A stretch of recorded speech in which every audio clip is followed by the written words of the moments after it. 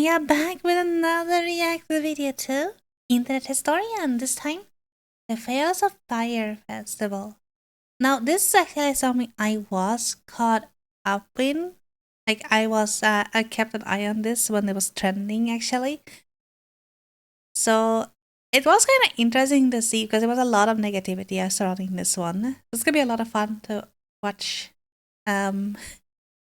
his take on it.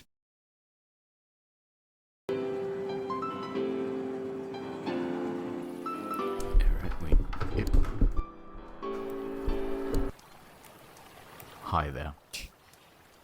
You're probably wondering how I got this tan. Well, let me tell you the story. It begins with a man by the name of Billy McFarland. Billy was a good boy. At 20, He's not the guy from South Park, right? No, that's a Family Guy. Also, that's Castaway reference. So Wilson. 22, he had dreams of becoming a super wealthy entrepreneur, dropping out of college to start a business called Magnesis. Over the years, he managed to network with some powerful people. One of them was Ja Rule. Translated from German, I believe it means, yes, rule. Ja rule. Yeah.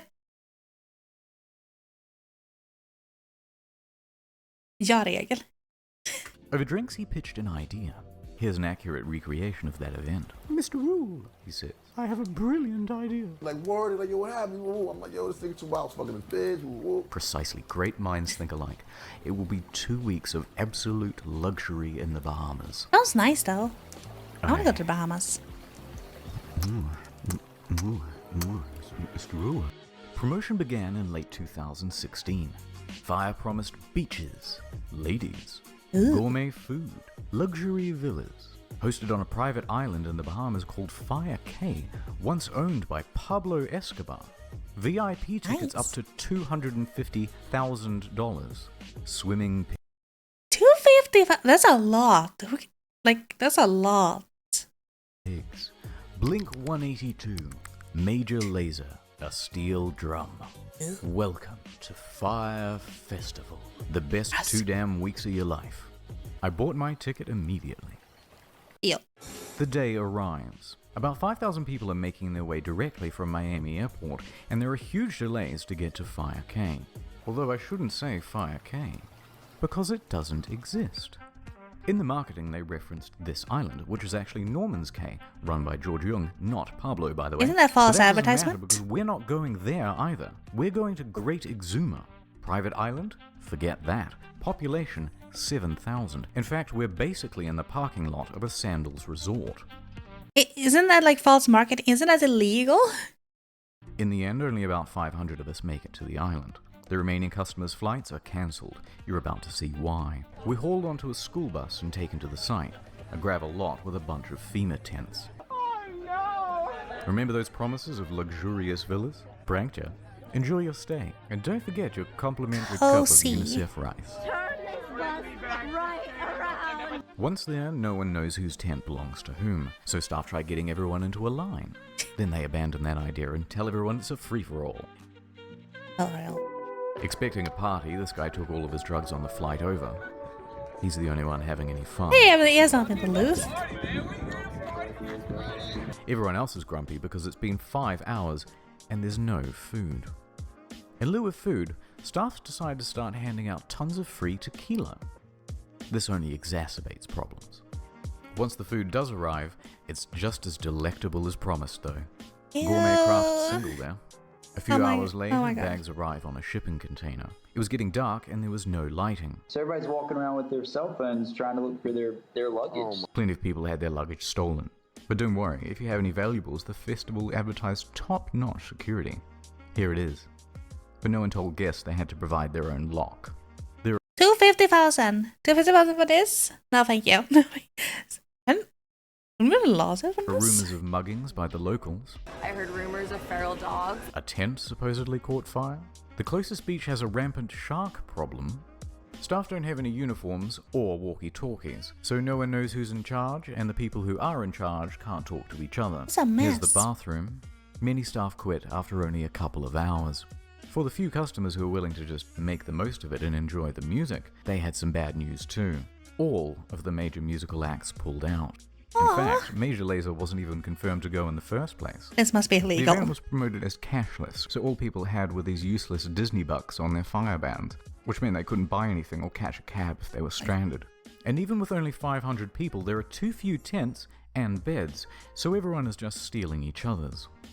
And for any of you thinking you could just escape to the sandals, bad luck. It's peak season and they are absolutely full. People are reaching out to the embassy for help. After a few hours, most people chose to go back to the airport, and the rest were forced back home Logical. when the Bahamian government stepped in. The festival was closed. But the exodus from the island made its own problems. Guests spent hours dehydrated and hung over in a hot building.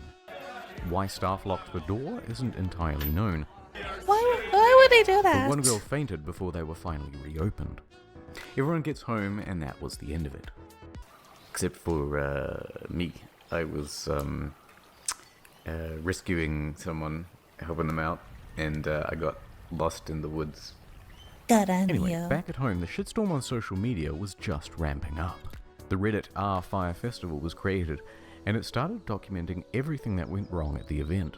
People were circulating a fake tweet by Jar that the whole thing was a social experiment, some wholesome festival memes there, and it quickly turned into a marketing case study of what not to do. In response, Fyre started serving cease and desist letters to stop people from saying mean things about them. I'm not gonna stop people. Mr. Rule released an official statement online, both apologizing and saying that it's not his fault.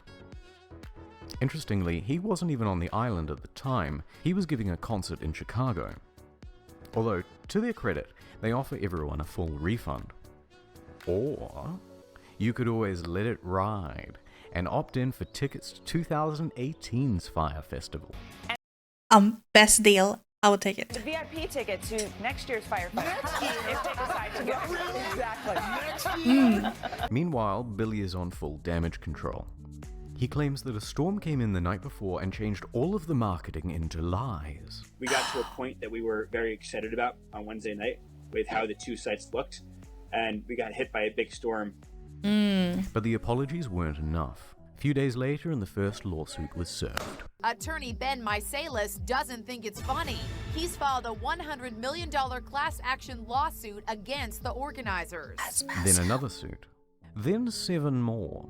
Then the feds got involved, claiming Billy had committed wire fraud, serious charges with serious prison time. More on that later. But first, Right now, let's go into the history of Fyre Festival. The marketing was clever. To get the word out, they got in touch with about 400 influencers, Instagram celebrities, and they offered them VIP tickets or cash to promote the event. They even managed to get Kendall Jenner to post about it. Rumor has it she was paid $250,000 for this post. Their marketing worked though. The That's a lot. festival sold out. So how did it go so wrong? Let's start with the money. During the planning process, a consultant came in and said the festival would cost $50 million and require another year of organization. They should have planned this 2 whole years out. This is after they made all the promises, and they had nothing near that amount, so they started cutting expenses way back. Remember those luxury villas? They were going to cost $10 million alone, so they scrapped them. Now everyone gets a Okay, but wouldn't they know this before they put out like tickets and stuff? Like, wouldn't you know that before you ask how much like you need? I feel like that's something they should have known. tent. Deposits for the bands? Nope. Food, infrastructure, staff, all were cut back. But, you may ask, how did they have so little cash if they sold out? Yeah. It's the price. It was way too low. Now wait a minute. Up to $250,000 a ticket is too low.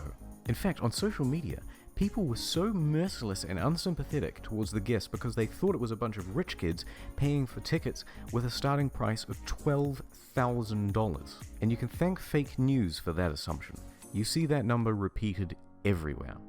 But actually, very few were paying even close to that amount. The standard price was around $1,200. Which, if you think about 2 weeks in the Bahamas with practically all of your expenses taken care of, that's pretty bloody good. In fact, some tickets were as low as $500. 6 months That's a steal. Oh my, I would have taken it. I wanna, that's like really good. Got together and got the early bird special for about $500. And this covered food, transportation, ticket, and somewhere to sleep. How on earth were they going to break even with that? They weren't. And on the flip side, there's no proof whatsoever that anyone purchased a $250,000 ticket. So basically, they're stuffed. Billy has to start taking tough short-term loans just to keep afloat. Which, by the way, is why they did the Fyre bans. It was to raise cash. It's reported that up to $2 million in Firebucks in-game currency was spent in the lead-up to the event. But this wasn't even close to enough. Practically broke, and with the event only a few weeks away, the more experienced staff suggested postponing. But thanks to those short-term loans, he couldn't. So he insisted on going forward. Those staff tried to control the damage by telling celebrities and public figures not to go. How was the Fyre Festival?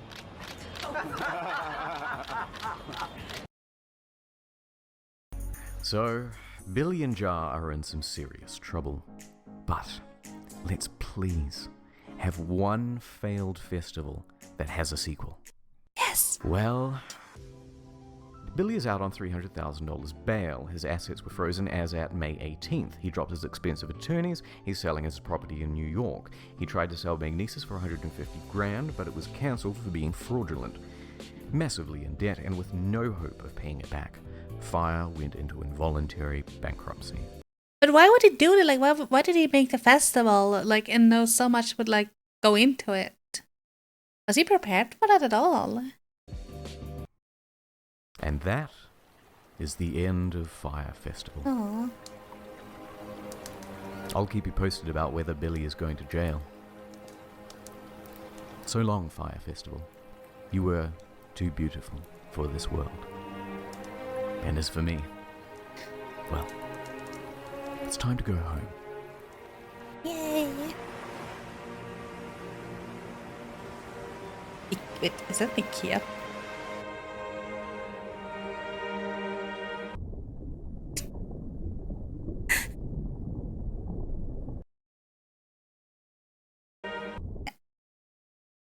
Okay, well, I used to see that the Fyrefest tweets circling when it was like this was happening, and it was I also thought it was like really expensive at the time because everybody said it was expensive to go and it was like a ton of rich people. I didn't know that they had a lot lower prices because like it was so far away from me. Like yeah, they go to an island. I thought maybe it was normal pricing. Paid quite a hefty amount. Yeah, like 500 for Bahamas trip. I'll take it. So I want to do like a lot more Mexican content, as you know, and the continuation is gonna come to the next in line of the Internet Historian one. I'm also gonna branch out and do reactions to some other content. If you have recommendations, do please put it in the comments. I will take a look and see if it's something I can react to or not. And I will probably try to make a video of it. Because I feel very comfortable watching the story video, but I do want to watch some other stuff as well. But thank you for watching. Bye bye.